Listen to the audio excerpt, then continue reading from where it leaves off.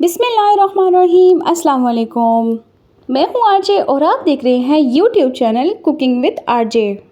उम्मीद करती हूँ आप सब खैरियत से होंगे। अल्लाह पाक आप सबको अपने हिफ्ज़-ओ-मान में रखें, आमीन सुम्मा आमीन। आज मैं आपसे शेयर करूंगी लौकी का रायता यानी कद्दू का रायता। तो आइए रेसिपी स्टार्ट करते हैं। बिस्मिल्लाहिर्रहमानिर्रहीम। यहाँ पर मैंने एक अदद कद्दू ले लिया है। इसे अच्छे से मैंने वॉश कर लिया और अब हम इसके छिलके रिमूव कर देंगे। ये आपके मैदे और जिगर के लिए बहुत अच्छा होता है, गर्मी से आपको महफूज रखता है। आप गर्मी में इसका रायता ज़रूर इस्तेमाल किया करें, ये बहुत ठंडा होता है। जैसा कि आप जानते हैं आजकल गर्मी का सीज़न है तो किसी भी स्पाइसी चीज़ को दिल नहीं करता, ऑयली चीज़ को दिल नहीं करता। इतनी शदीद गर्मी में तो किसी ठंडी चीज़ को ही दिल चाहता है। तो इसीलिए आज मैं आपसे शेयर कर रही हूँ कद्दू का रायता। जी यहाँ पर मैंने इसके छिलकों को अच्छे से रिमूव करके इसे वॉश कर लिया है। अब जी कुछ भी नहीं करना, बस इस तरह से आपने ग्रेटर ले लेना है और इसके साथ इसको ग्रेट कर लेना है, जिसे कद्दूकश कहते हैं।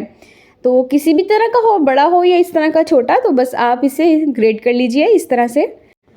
चैनल पर न्यू है तो चैनल को सब्सक्राइब कीजिए। रेसिपी पसंद आ रही हो वीडियो को लाइक किया करें। आप मेरे चैनल को सब्सक्राइब नहीं करते तो प्लीज़ मेरे चैनल को सब्सक्राइब किया करें, वीडियोस को लाइक कर दिया करें और बेल आइकन को प्रेस किया करें ताकि आपको बर वक्त मेरी वीडियो मौसूल हो।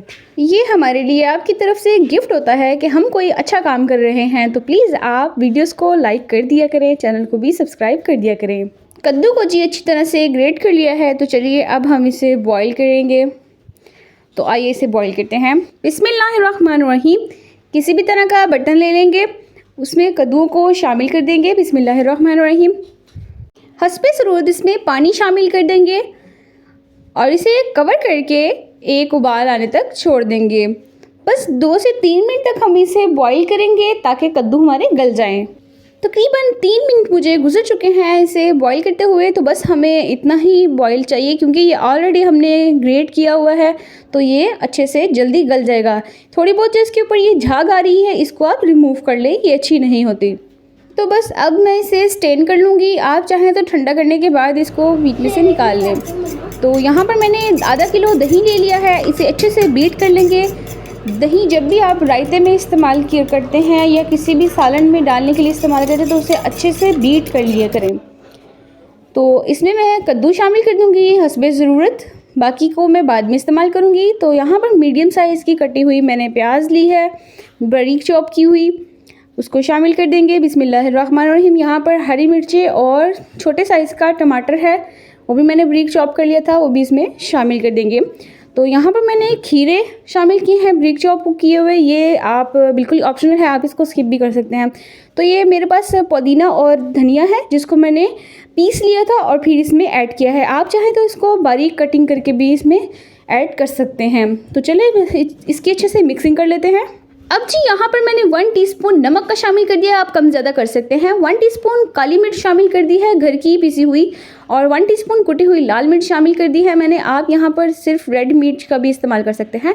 यहाँ पर मैंने भुना कुटा ज़ीरा शामिल किया है, जो घर लाकर उसे भूनकर अच्छे से। तो अब जी इसकी अच्छे से मिक्सिंग कर लेंगे तमाम मसालों की। जब भी आप ज़ीरा लेकर आएँ तो पहले उसको भून लिया करें, उसके बाद उसे पीस के फिर इस्तेमाल किया करें। इससे इसकी खुशबू और इसका जायका 2 गुना बढ़ जाता है। अच्छे से जी मिक्सिंग करने के बाद अब आप इसका टेक्सचर चेक कर सकते हैं। बहुत ही क्रीमी सा मज़ेदार सा हमारा कद्दू का लौकी का रायता बनकर तैयार है।